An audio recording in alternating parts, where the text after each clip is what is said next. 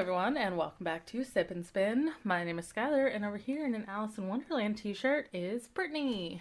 Hello! This is a variety podcast where we talk about anything, everything, and nothing. So how are you? I'm good.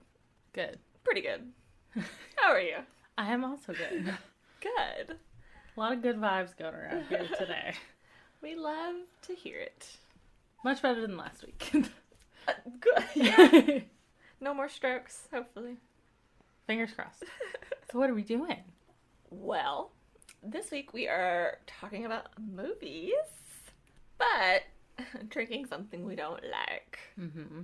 It was my turn to pick the movie, and I also kind of picked the drink we don't like, because Skylar forgot. Yes, there was a pile of broken glass in the middle of the road while I was driving here, and it threw me off so much that I forgot to stop and pick up a drink.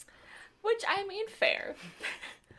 Okay, so what were you going to get? Just out of curiosity. Gin and tonic. Oh man, then I could have drank. And I could have given you the vodka. We could have traded. Yes, well, so what I had on hand is vodka from last week. And then Richard had root beer, which, if you don't know this about me, root beer makes me gag. I absolutely hate it, so I just made root beer vodkas and gave Skylar one too, because she's not the biggest fan of root beer. Yeah, root beer doesn't make me gag, but it is so sweet, and I hate drinking it, and usually after I have, like, a couple of sips, it makes my stomach hurt because of all the sugar. Yeah, it's the same. I think that must be what it is with me. I've never liked it my whole life. I think it's just too sweet, or I just don't like the taste. And, of course, vodka is my least favorite alcohol, so it's just not great. But at least Skylar likes vodka. Cheers. I can smell it. It's and so... it doesn't mix well together either. It's so, like, medicinal. I think that's why I hate it. It just, it smells like medicine. Old-timey medicine. It tastes like it, too. Like, I feel like I just drank cough syrup. Yeah. Not a fan.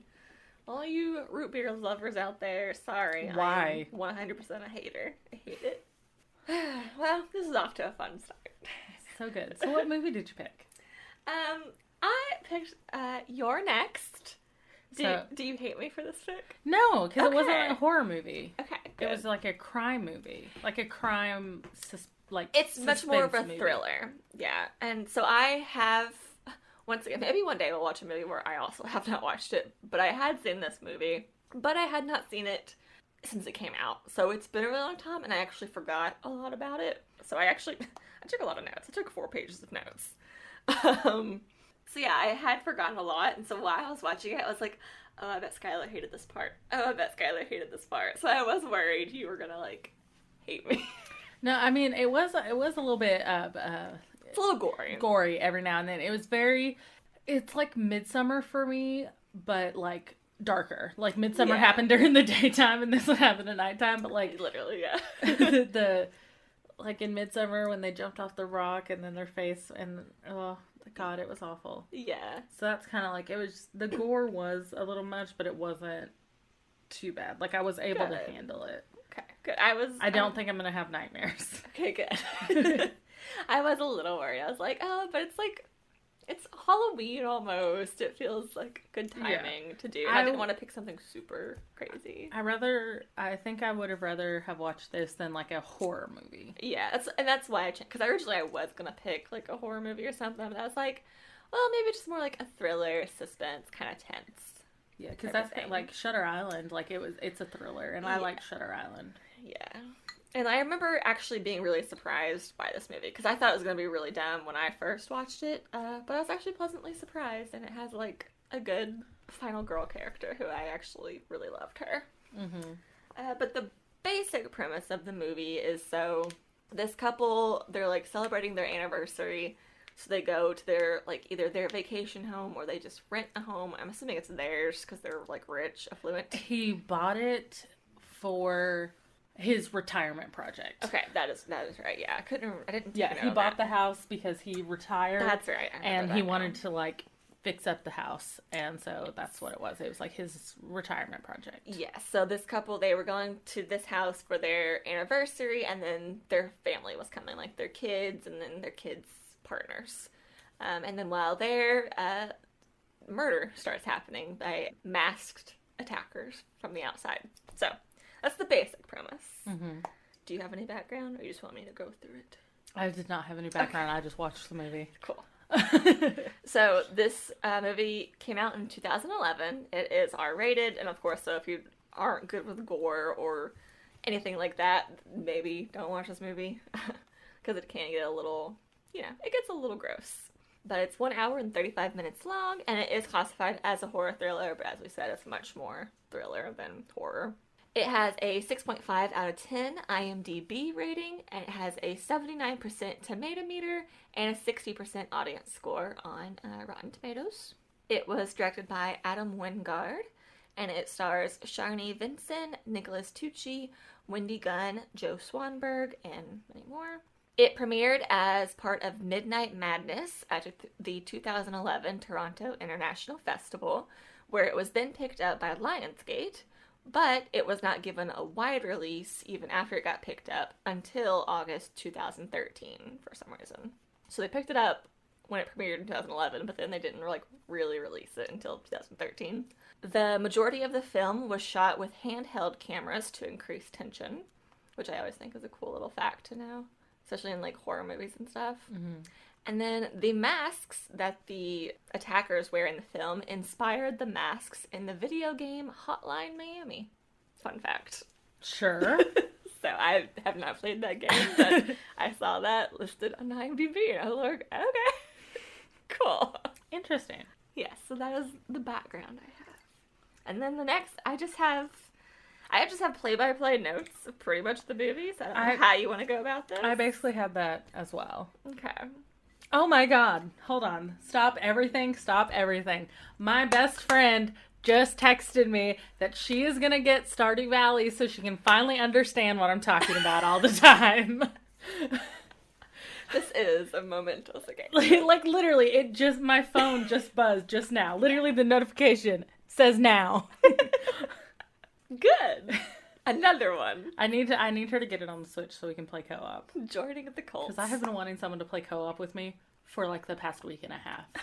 And every time I would see you online, you were playing Cafe Manager and not Stardew Valley. So I was like, okay. And every time I got on my Switch, no one else was online. I was just with all my friends on the Switch. No one else was online. So I was just sitting there just playing Stardew Valley all by myself. You can't just ask me. We have a farm. We can go back to it at any point. But I don't want to take time out of your day because I don't do shit with my day. My first note is about the home decor of the first house. Okay, my first note is sex scene opening. Great. Yeah, I almost took a note on that, but then I got distracted by the next note. By the decor. See, I focused in on the age difference of the two. I did. Because my note was going to be, she looks real uncomfortable while she's having. Oh, yeah. Mine was home. Girl is not impressed. Yeah, I was like, she does not want to be here. And then you do learn, he was her professor that recently left his wife for this student. For college. Who does not seem like she likes him very much. Just the vibes. But what about the decor? I said houses where a room is just a wall of glass with all sliding doors. It's a recipe for disaster. Oh yeah, it stresses me out. Because they are being watched through the windows, and I'm just it's a huge fear of mine. Being watched. Literally, okay, every time I'm watching Criminal Minds, and not even Criminal Minds now, but I think this fear came from watching something scary while it's dark. I'll just be sitting there and, I'll have my little seltzer and I'll be drinking it, and then I'm like, okay, I finished this one, so I go to the kitchen to get a new seltzer. So my room, I keep my blinds closed at all times. Mm-hmm. Because I do not like it. Because my room faces the road. I'm blinds closed at all times. Yeah. But in the back of our house, we have a door going to our back porch that has a glass window in the door. And then we have a glass window above our sink, which is directly across from the fridge. And every time I have to go to the fridge to get a new seltzer, I'm unsettled the whole time. Because all that's behind my house is our pool area, which has a fence. But the fence is broken. One of the doors to one of the gates as part of the fence just isn't there anymore. And then it's just 47 acres of woods and cornfields, and I'm just like, oh God.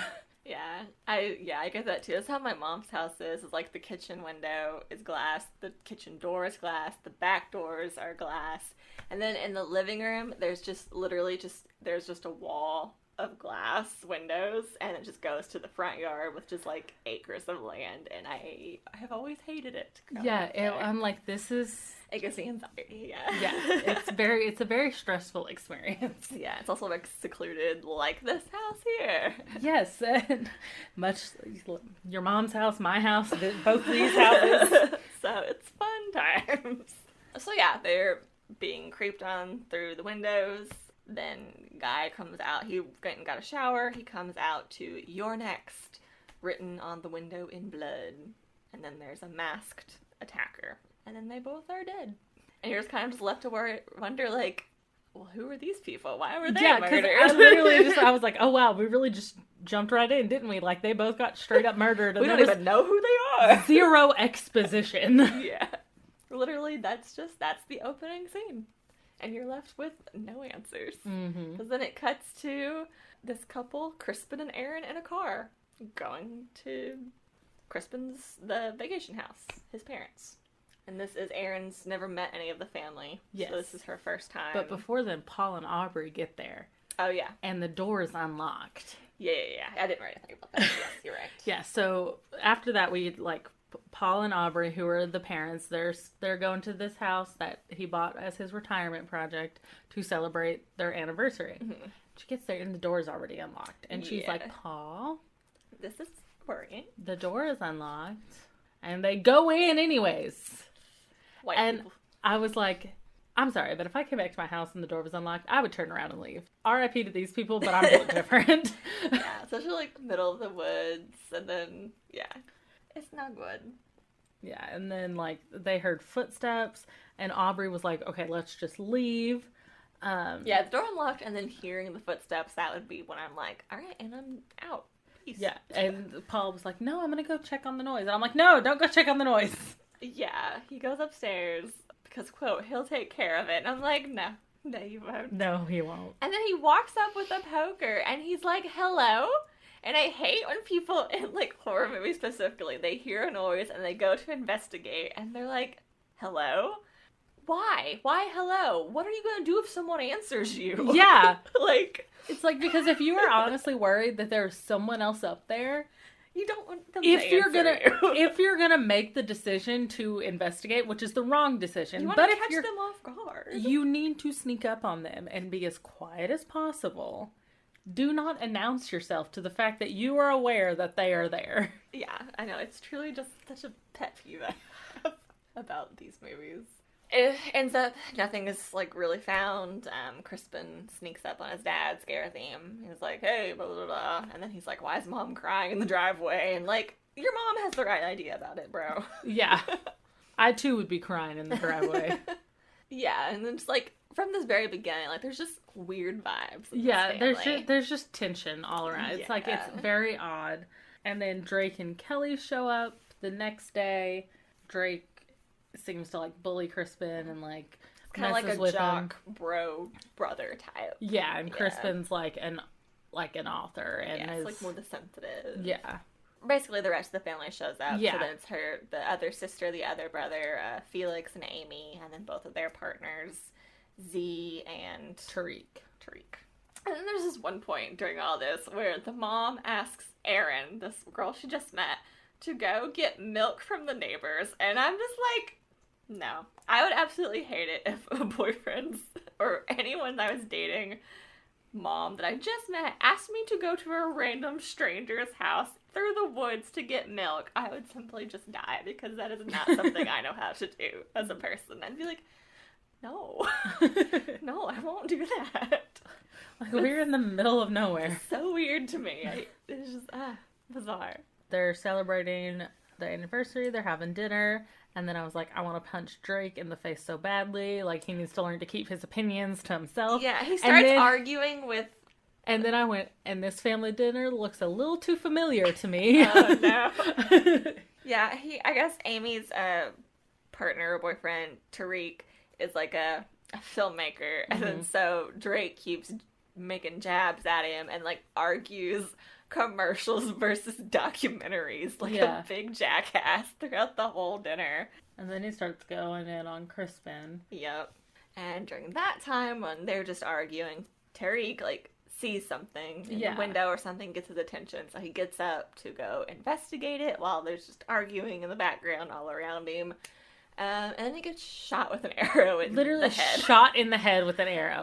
And no one notices at first. Yeah. It's one by one, because they're all still arguing, and then it's like one Erin by heard one. the glass break, but she didn't like realize it, and then everyone else she's just like... She turned, so like she was sitting like this. Yeah. And was facing Crispin. Yeah. And then it's window and Tariq. And so she turns this way to look at the window, so she didn't see Tariq because he was this way. Yeah, it was all very just like one, like little by little, everyone realized what was going on. So basically they become like under attack by this. Yeah, and it's just chaos. Aubrey's just standing in front of the window. Yeah. And everyone's like, get down! So yeah, Drake, he does get shot protecting his mom during this time because like no one knew what the fuck was going on, which, I mean, fair. It's also during this point, I know, it's so bad. I hate it so much. She's just over here gagging. I lied. I guess I do gag when I drink root beer. It's fair. Everyone's freaking out. I mean, I guess naturally you probably would. But this is when Erin, you see her kind of flip into her character. She starts taking charge, focusing everyone on what they should do. Like, she has them hold chairs to run by the window, which is really fucking smart. And, like, I'm not sure I would think of that, but, like, girl was on it. She was like, we're gonna get you out of this room where we're being attacked. Because, like, my thought would have been, like, okay, drop and, like, army crawl, but you don't know the vantage point from outside. Yeah, you don't know where they're at, which that's so why it's like really smart. If they're high up, then they could definitely just, all they have to do is angle down. Yeah, so good call. Then the phone service gets shut off, and so it's like they're trapping them, essentially, you know? This is planned, premeditated. Yes, there was a cell jammer involved, which Felix brings up as... like, they're probably blocking it with the cell jammer. And then Drake, who's been shot in the back of the shoulder, is still like, of course you would know about that sketchy shit. Yeah. It's just like, no, it's not the time, Drake. And then, also, love this part, Erin has to stop them from pulling the arrow out of Drake because, like, yes, girl, I hate it in movies when people's first instinct when they get shot by an arrow is to pull it out. Yeah. No, leave that shit in there. You gotta leave it in. You don't know what you're gonna be ripping. You need a doctor to do that. So I love that it was like, she was like, no, don't touch that. And then I just... And this next part infuriates me. I knew. This is the part I was like, oh, because I forgot about this. I was like, oh, Skylar is going to hate this. I did. I hated it. I hated every second of it. It was awful. For one, what was the rationale thinking here that this was a good idea? Literally, Erin is sitting there saying, we don't need to go outside. There's a guy with a crossbow outside. You know, she's literally, Erin is the only one rational in this. Like I said, she's very much final girl material. If you look up this movie, she is the one on the cover. They decide it's going to be a good idea to let Amy, the young daughter of the family... Yeah, because they're all still arguing over who's the fastest and who needs to run to the car. And it's between Drake and Crispin. And then Amy's like, y'all don't believe in me. And I was like, that's so weird. Like, girl, now read the room. I was like, now's not the time for... Your boyfriend just got shot in the head, man. Come on. But yeah, so they elect Amy because she can run a 3 mile in 23. Yeah, they decided it's a good idea to just let her run out to where the arrow guy is, essentially. How does that go? Well, so they cleared the space for her. Felix and Paul are waiting by the door to open it, so that way the door isn't open for longer than it needs to be. So she starts running full speed. Girls, she's going for it. Very dramatic, slow motion. Yes. So you just know something's gonna fucking happen. And I was honestly expecting her, because they pushed over the vase. Like, they pushed over the table with the vase on it, so there was just broken vase. Yeah. I was kind of expecting her to step on the vase. Like, that's kind of where I was expecting it to go. But no, she starts running full speed at the door. They open it, and she just gets fucking clotheslined by this wire that's outside. And it slices through her neck. Absolutely demolishes her throat. Yeah. And it was just like, it was disgusting. And she's dead. And yep, she's dead. So there's another one. So Amy and Tariq are now both dead. So I guess it's Poetic. I don't They're know. together. Fitting. It is. Yeah, it was probably the most unnecessary death, in my opinion. That one. Because they didn't have to let her do that. Yeah, they shouldn't have gone outside. Someone other than Aaron should have been like, no, why? Why? I was like, if there was someone with Why a didn't cross... her dad be like, no, you're my daughter. I'm not letting you go out there with a crossbow maniac. Yeah. Come on. Her older brothers weren't like, no. They were just like, you got this. It was ridiculous. I was like, why are we going outside in the first place? It's so silly. So the mom, of course, is naturally upset. Yes. So she goes upstairs to lay down. Yes, and at this point, Erin is going around and making sure all the doors and windows are locked, and she knows to text 911 because as soon as service comes back, they'll receive it as a voicemail. Mm-hmm. Just more Erin knowing things. So the mom goes upstairs, she's laying down. This is just the perfect time for someone to crawl out from under her bed in a wolf mask and a machete. Yep. Yeah. So that happens. And he machetes her. He machetes her. And also, about this time is when Erin gets grabbed through a window. Yes. And she luckily had a knife with her. Because she was going around checking stuff, grabbing stuff, gathering stuff. She stabbed that sucker. And they let go. Yes, but the knife was in his arm, so she instead grabbed a cleaver. Yes. So she's always got to have... just always have a weapon, is what you learn from Erin in this. So now we go back to where the mom is, and once again, "You're next" is now written in blood above her body. And then Kelly is still upstairs all by herself with Aubrey, and it's like covering her body. And I was like, this does not bode well. So she hears a noise. Kelly does. While she's up in the room, and she decides to look under the bed. Wolf mask is still under there, and she freaks and just bolts it outside. Yeah, just runs all the way outside. She ducks that wire. Girl's gone. No time to talk to anyone. She's just screaming and running. She's just screaming, running. She's going, and then she's gone. And going, gone. And Drake tries to go after her. Yes, but he still has that arrow in him. It catches on the wire, hurts him, obviously. So this idiot reaches around and pulls it out, and what happens when you do that, kids? You pass out. He fainted. He passed out. He's on the ground. So now he's out of commission. So all of that is happening, and now Crispin is like, I'm gonna go get a car. So they're still trying to go outside. Yeah, everyone wants to get outside. It's like, no. Which I guess now, if there's one inside, maybe now it makes a little more sense, but even still, yeah. Everyone's just going off It's on their easier own, to fight someone with a machete than it is with a crossbow. Yes. So he's gonna go get the car. Aaron's like, well, I'll go with you. He won't let her, and he's like, I'll bring the car to the door. And then that'll be... So that way they can get Paul, who's still in shock from his wife being brutally murdered. And his daughter, and his daughter's boyfriend. So, stuff's happening. And then Drake is still injured, so he's like, I'm just gonna pull the car up. Yeah, get everyone in one fell swoop. But the batteries from the cars are gone. Which I assume it was the batteries. I don't think they took the engine out. It'd be a lot harder to do that. I think they just took the batteries. Yeah. They just took a whole engine. It's fine. So no car. That's out of commission. And then it cuts to Kelly, who is still running through the woods, and she moseys on to the neighbor's house from the beginning of the movie, who got murdered. Who are both dead. Yes. She does gain entry into the house, though. Well, yeah, she does. After he punches her into the glass. Yes. So the axe guy. The lamb mask. Oh, see, I did them all by weapons. Oh, see, I did them by masks. I had crossbow guy, machete guy, and axe guy. And even then after they switched, weapons and stuff, I still refer to them as their original weapon. Okay, that's fair. But they match. They can match them together because I just go by their masks. So yes, this is the lamb mask now. So yeah, he punched Kelly straight through the glass into the house. And then now she's crawling through on the ground on the glass, which is just horrible in and of itself. And then ultimately he gets her. by smashing her head in with an axe. Yeah, he axes her head. Real good.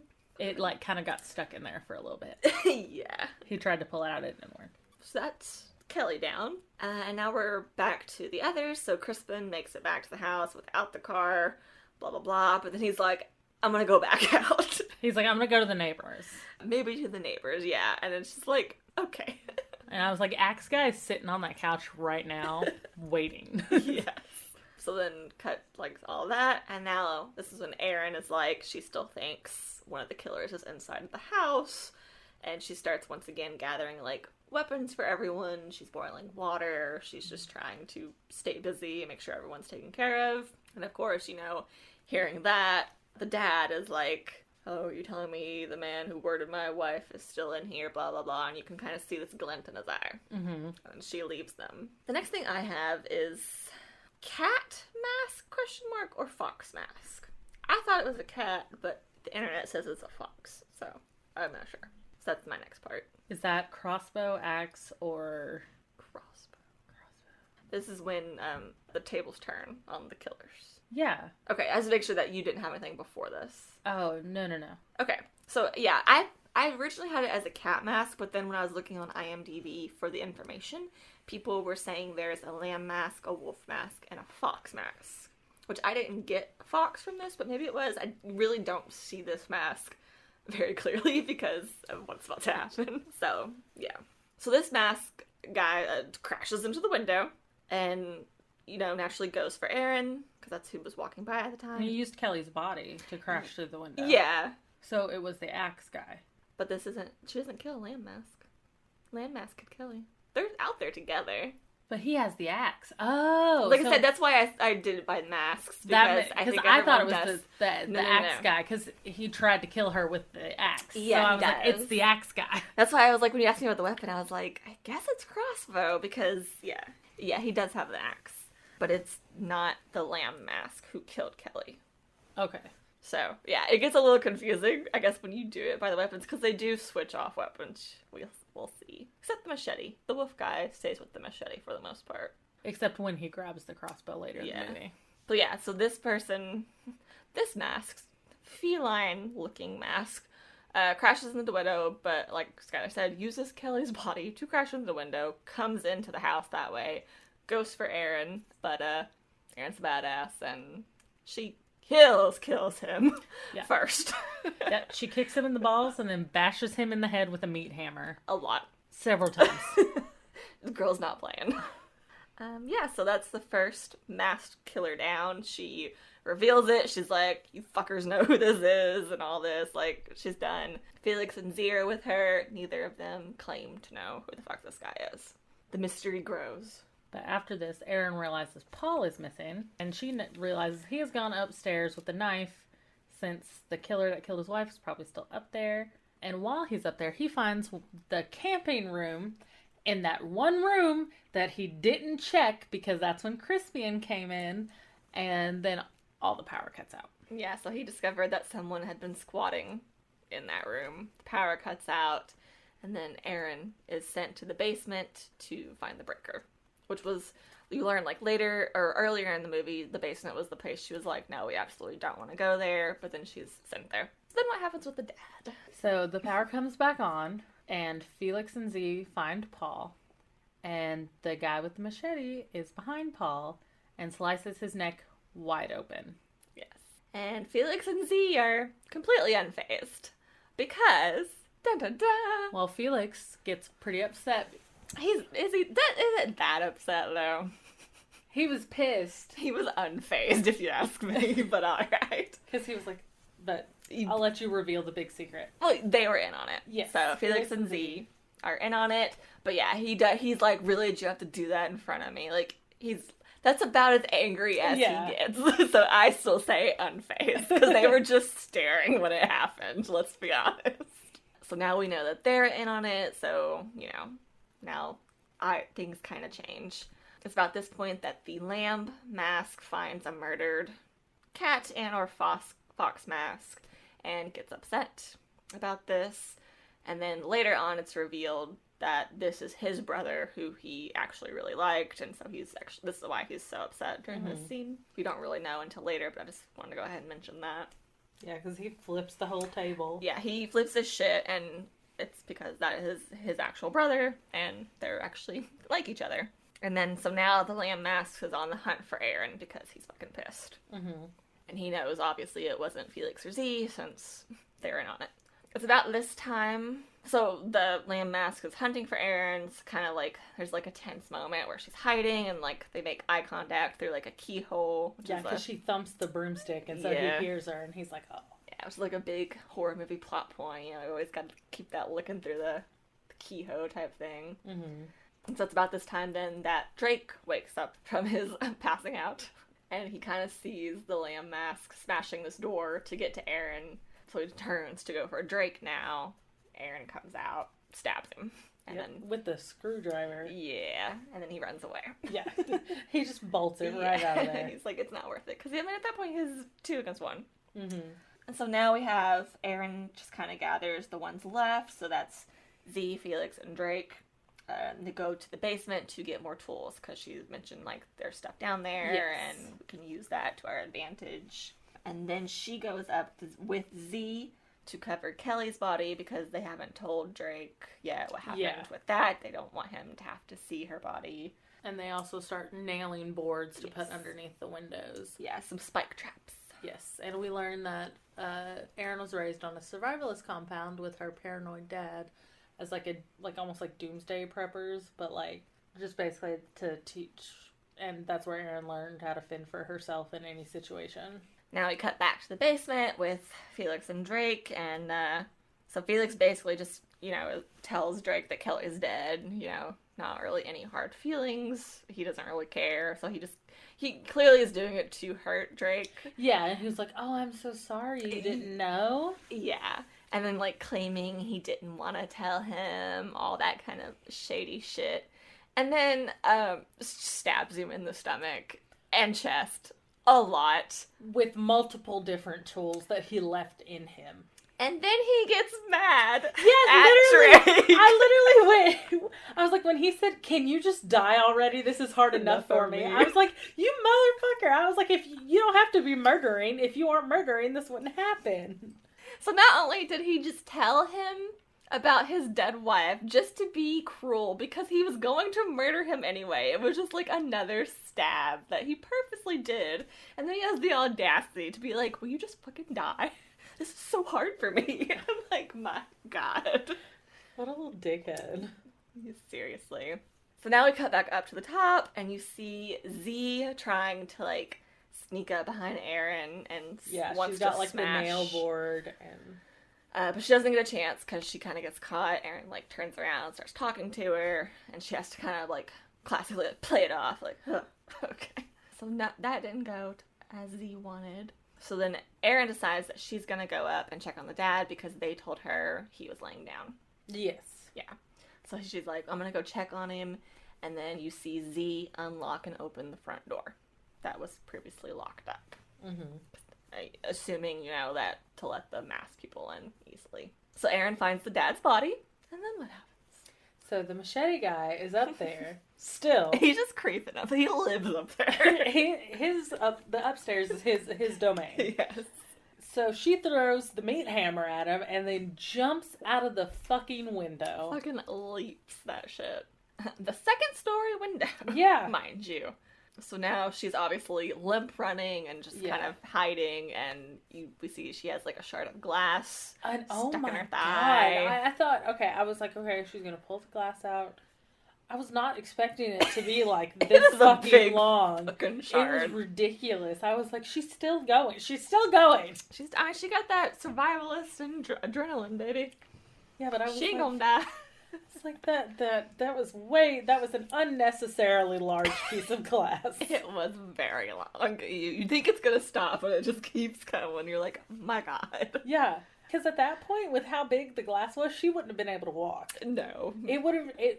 If it was honestly that long, it had to have. It would have done some serious damage. It ripped through muscle and tendon, and she would not have been able to put anything on that leg at all. Yeah. The joys of Hollywood. So she's obviously trying to recoup and deal with all that. It's about this time that Lamb Mask finds her, tries to shoot her, but she makes it back inside through the door that Z opened and unlocked. So it actually worked out for her very well. Otherwise, she might have been a SOL. So about this time, Lamb Mask, he climbs in through the window. He thought he saw the nail traps, and he was like, okay, this bitch, I'm fine. You know, he saw it, he thought he was going to avoid it. But he missed one. Yep, there's a second one right underneath the window. And he steps right on it, as he should. Yeah. And is obviously in a lot of pain, because stepping on a nail like that really hurts. Yeah, it probably went, like, all the way through his foot, because it's on one nail. Multiple of them, yeah. But Felix is upstairs with the machete guy, so he's, like, telling the machete guy to go check on the other guy. Yes. Yeah, and then about this time, though, when he's up there with the machete guy, it's revealed that Felix is paying these guys for murdering his family, and then that's when he says, like, go check on the ruckus, basically. And then what happens? It's a very horrible part. I can talk about it if you want. I hated it.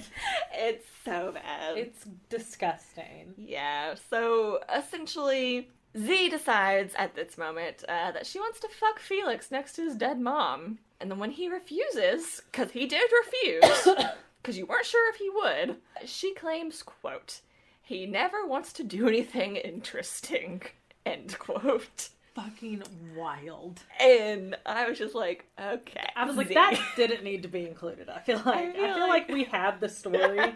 We didn't need to add that. Again, another little unnecessary. Like, we already know they're fucked in the head. They are murdering his whole family. Like, you don't need to add this on top of it. On this on top of it. It was so gross. Mm-hmm. But Felix and Z go downstairs with the killers. So Felix, it tells them about how he had to murder Drake, even though he wasn't, supposed to be a murderer and all this, and just talking about all this other stuff, which Erin happened to be overhearing all of this. Yes. Now she is in the know. Yes, because she was hiding behind the curtain while she was tying up her leg. Yeah, she was just trying to deal with her injury, and then she got some information she wasn't expecting to. But then at that moment, her phone chimes because her text to 911 finally went through.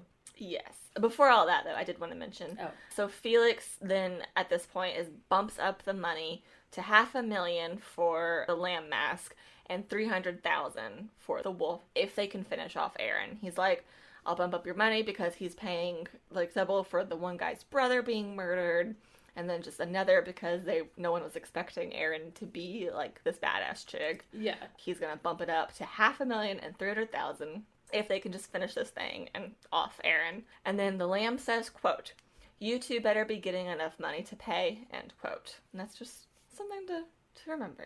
Because at that point you're like, why would Z be getting money? And then Erin's 911 text was received, and then everyone knows, and so the wolf goes to check. And then, once again, she gets away, because that is what she is good at. Yep. She hit him, and now they're chasing her down. All four, are openly now going after her, because they know that she knows. Lots of stuff kind of happens in this chase, but the main takeaway I have is she stabs Lamb in the eye, and now she has an axe. And pose for the cover photo of the poster is her in that window holding the axe like that, like a badass. Mm-hmm. So that's where that shot comes from. And then once again, she's gathering things again. So yeah, she goes back to the basement. Yeah. And because Z and Felix went down the road to see if she went down there. Yeah, they took the crossbow also. Mm-hmm. Yes, they take the wolf's crossbow to check down the road, and then he's gonna, double back to the house. And during all this, she's, gathering stuff and setting up, a more deadly-esque Home Alone situation at the front door. At the front door. Much more deadly than Home Alone, because it's an axe. So all that's happening at the same time. So the wolf comes back, and unfortunately, though, he does not come in through the door. No, he goes a different way. And so Erin then runs to the basement, and she's taking out all of the lights as she does this. Yes. Which is another very smart move by her, because who would have thought of this next part? Yeah. I sure shit wouldn't have. No, because I would have been like, I need to be able to see where he is, and then the part where it's like, well, he can still see me, I would have been like... Yeah. So how does she distract him, and what does she do? She sets up her camera on a timer with the flash on. So of course, this distracts him, thinking that she's the one using the camera. And it's not just, like... Again, it's very hyper for movie purposes. Like, most cameras don't actually take this many shots in a row. Yeah. But it's just, like, flash, flash, flash for, like, a good amount of time. Yes. So, obviously, it's, like, blinding, it's jarring, he's gonna go towards that. Mm-hmm. And gives her time to kind of sneak around behind him. Yes, and she's kind of using the flash as a light source for herself while he's distracted by it. And she can see him now. Yes, and then she beats him with a piece of firewood. She gets him good. So that's another one down. One more for Aaron. So now there's just 3 left. Yes. And then there's this part, which I just was funny. It's like a little inconsistency, and sometimes I like to point those out. So she, as you can see, when she's done murdering this man, she is drenched in blood. It's in her bangs, on her face. She goes back upstairs from the basement. It's all gone from her bangs and her face. Just a fun fact. So it's just kind of silly and fun. So she's back up now, and now Felix and Z have come back. They've came back to the house. Felix attempts to shoot her through the window. He thinks he gets her, but we learn that she gets away again. And then so he sends Z in with the crossbow to go get her. So now we are at a 2 versus 1, basically standoff, throwdown fight in the kitchen between Felix, Z, and Aaron. So a lot happens. Felix stabs Aaron in the shoulder, so she gets stabbed there. But then what does she do to Felix? Because it's, I mean, honestly, as she should, and it's pretty fucking badass. She smashes him over the head with a blender, then takes the base of the blender with the blades, smashes it into his head. The top of his head. And plugs it in. Turns that baby on. She blended his brains. So Felix is dead. Felix is dead because his brains got blended. And then she immediately rips that blade out of her shoulder, slams it into the top of Z's head. Yep. Killing so Z. They're both gone. And honestly, like, as she should. Yes. Honestly, girl. She definitely should have, but I was just like... Oh yeah, it's, like I said, if gore is not your thing, this movie's probably not for you. But Aaron's a really badass character, and I do always appreciate that in horror movies, or movies like this, where there's a smart girl. Yeah. Who can fend for herself. And Aaron is definitely that. She's final girl material.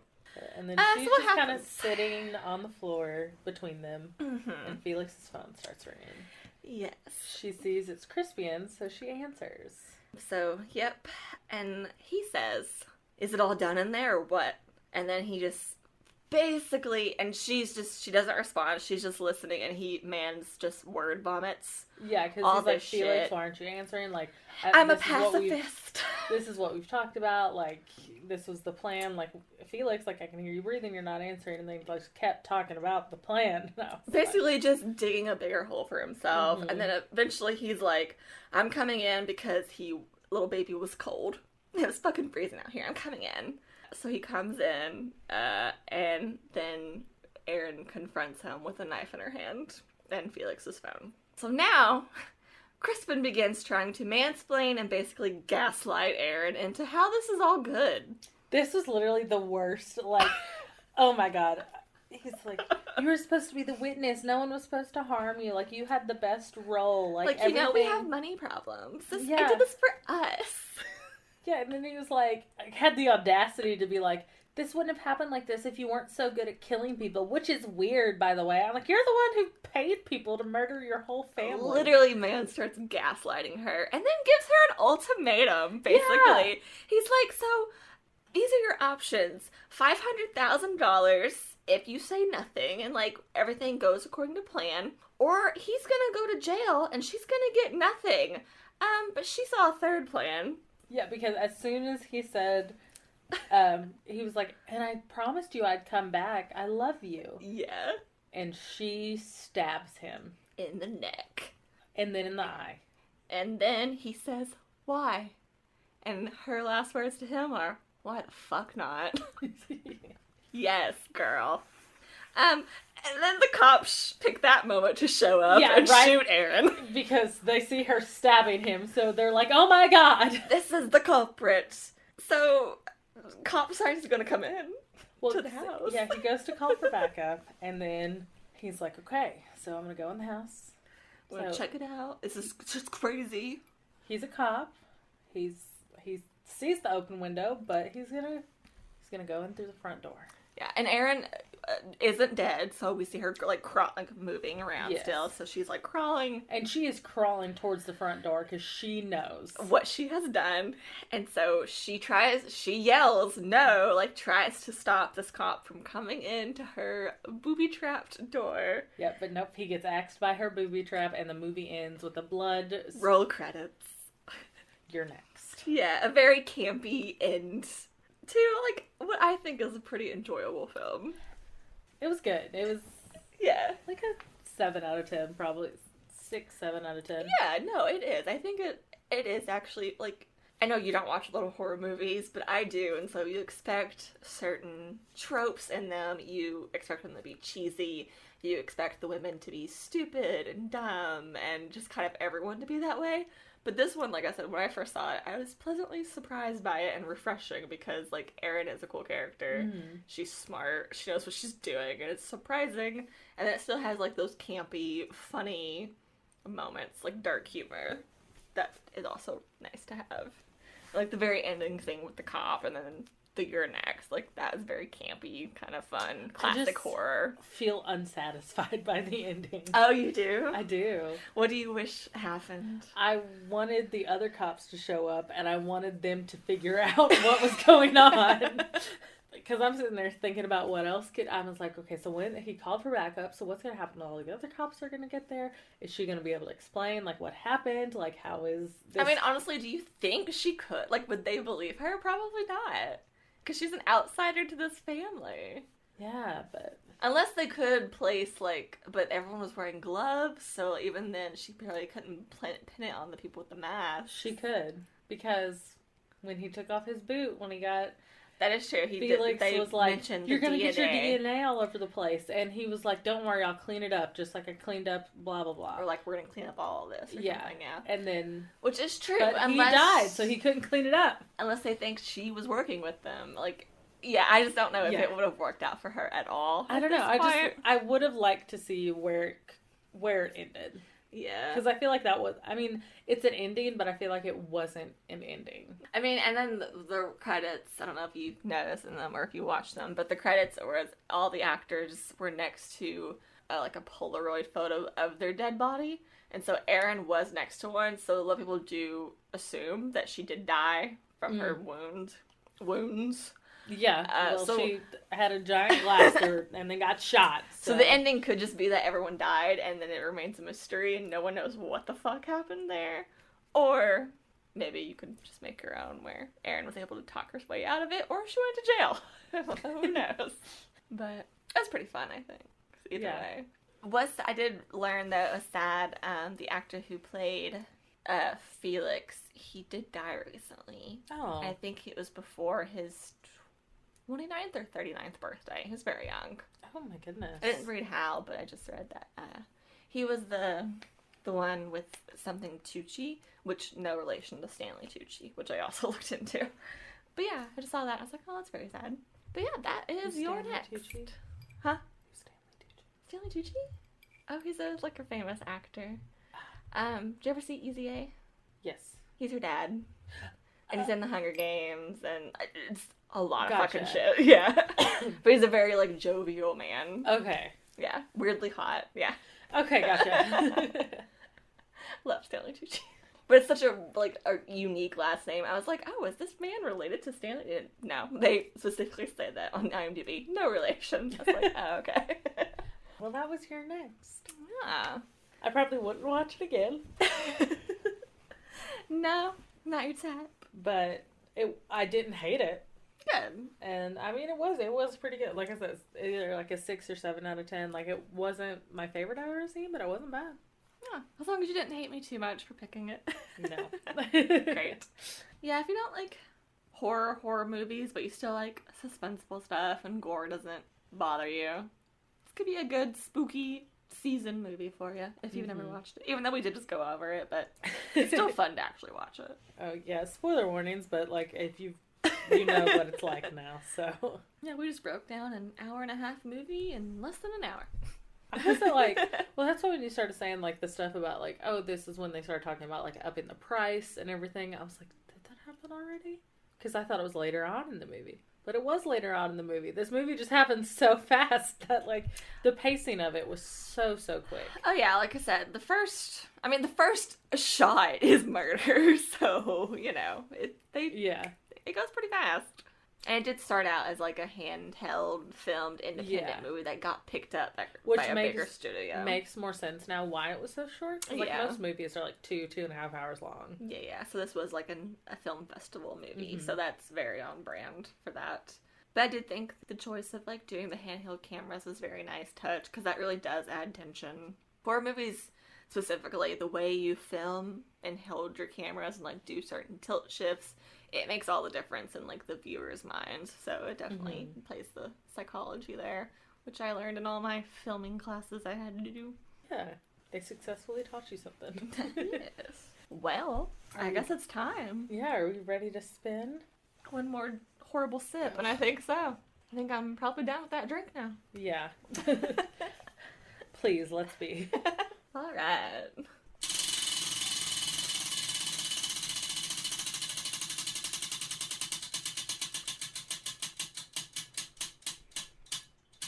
Well, it looks like we are once again riding the true crime train, which, I mean, it's been a few episodes, so yeah, that seems all right. I think my thing is, like, as long as it's not, like, within 5.